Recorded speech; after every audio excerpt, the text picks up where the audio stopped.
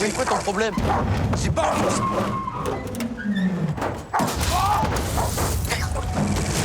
Goldman, Pierre, Bernard.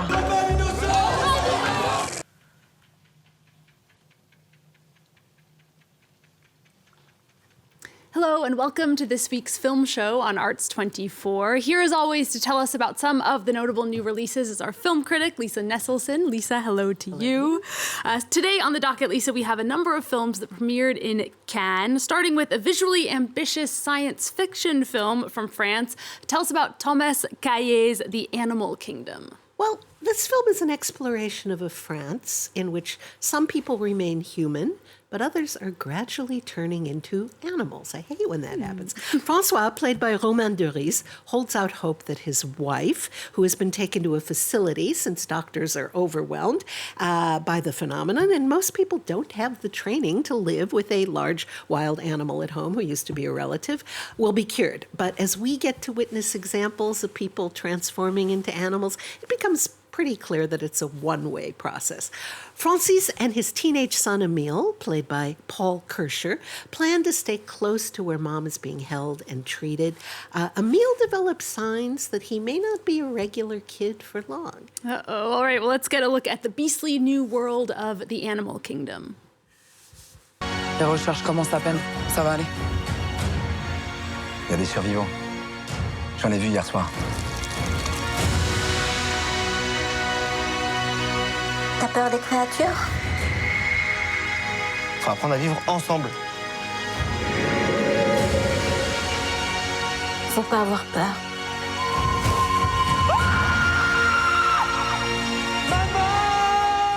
Now, Thomas Cailley, the director, who's a scriptwriter as well as a director, made his directing debut in 2014 with a quirky film I absolutely loved called Les Combattants, or Love at First Fight. It was the unlikely tale of a woman training in survivalist mode, played by Adele Haenel, who has since said she's done with film acting because the atmosphere is so sexist and poisonous, and climate change is far more worthy of her attention, and the relatively mild-mannered guy who falls for her.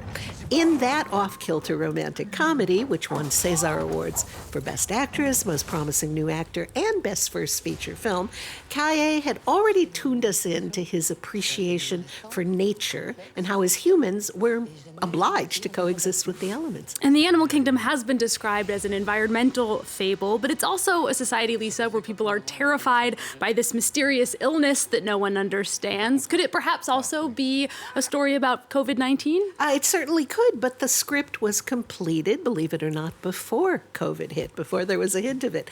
Cailley had the idea of having people who have mutated into large birds, reptiles, and often snarling mammals take refuge in an extended forest. There's matter-of-fact quality to the filmmaking that has us believing what we're seeing and hearing, however inexplicable it may really be. This is a very well-made and well-acted movie. That said, it didn't really grab me personally, but I suspect I'm in the minority. Yeah, I think you're right. I've seen it getting quite good reviews from other critics as well. Let's move on to our next Cannes premiere, Lisa. The Goldman Case tells the story of the 1976 trial of left-wing revolutionary Pierre Goldman, who was accused of killing two people during an armed robbery. Now, it's directed by Cédric Kahn, and it got a lot of positive reaction at Cannes. Does it deserve all that praise? Well, it has long been a joke that the typical French film consists of people in a room talking a lot, and that's not entirely fair, but it does describe the Goldman case, and boy, is the talking high caliber.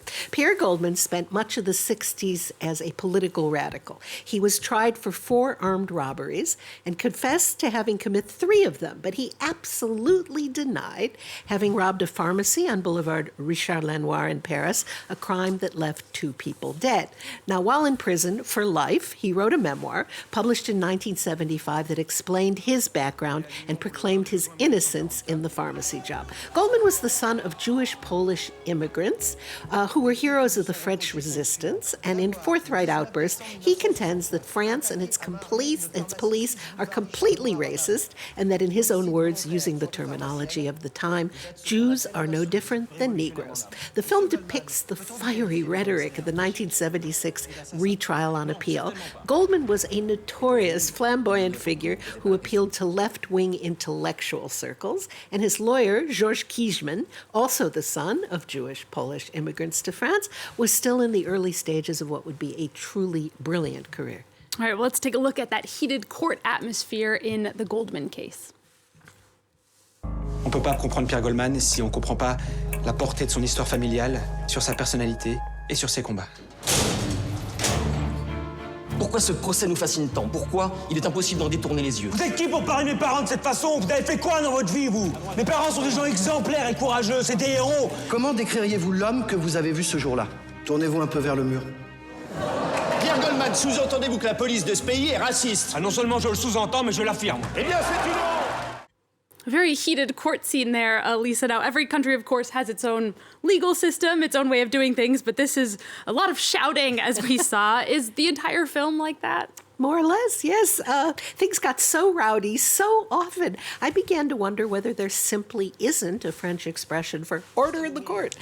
French audiences enter the theater knowing how the trial ended, but there's plenty of suspense for other viewers. Lawyer Georges Kijman, who was born in 1932 and died just this past May, was known for countless high-profile cases. He represented many French filmmakers and publishers, and in 2007 defended Charlie Hebdo when Muslim groups objected to the satirical weekly having published caricatures of the Prophet Muhammad. Filmmaker Arthur Harari is excellent as Kijman, but it's Arya Werthalder who steals the show as Goldman. All right, sounds like an interesting film and an interesting piece of history.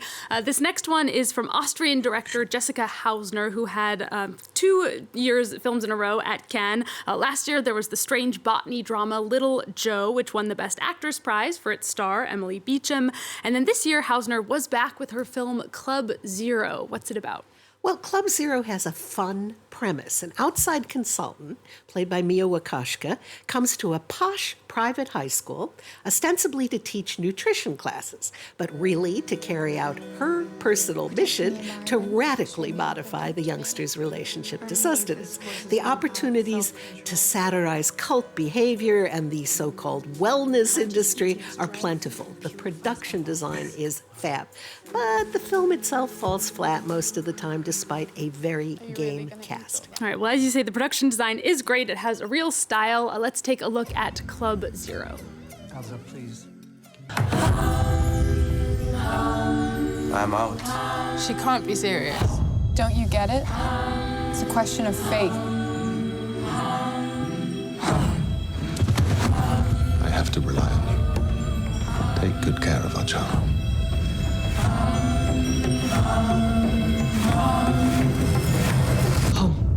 I hereby declare you. And finally, Lisa, last week you gave us a preview of the British Film Festival in Dinard in Brittany. This week, we have an update. The festival's top prize went to Sasha Polak's Silver Haze, a drama about childhood trauma, revenge, and love. Lisa, tell us more about the festival and some of the other big standouts. Well, it's a very compact event, just 4 days, but the theaters were packed, even though the weather in Brittany was gorgeous.